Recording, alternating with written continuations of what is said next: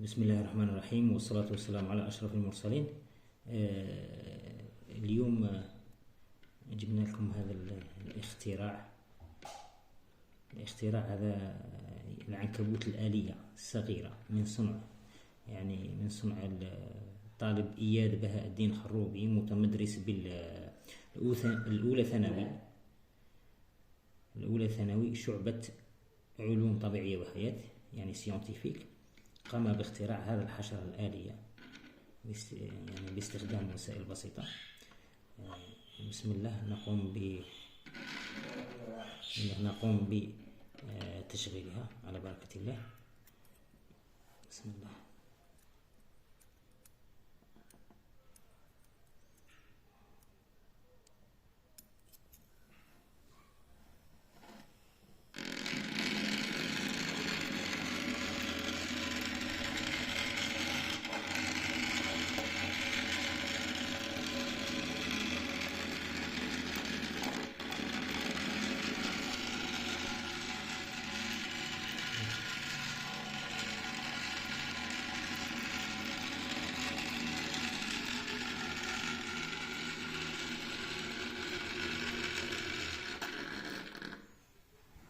يعني هنا اختراع بسيط بوسائل بسيطة ما شاء الله. يعني عبارة عن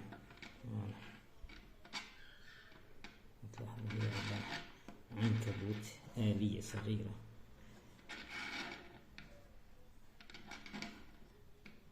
يعني هي البطارية تاعها.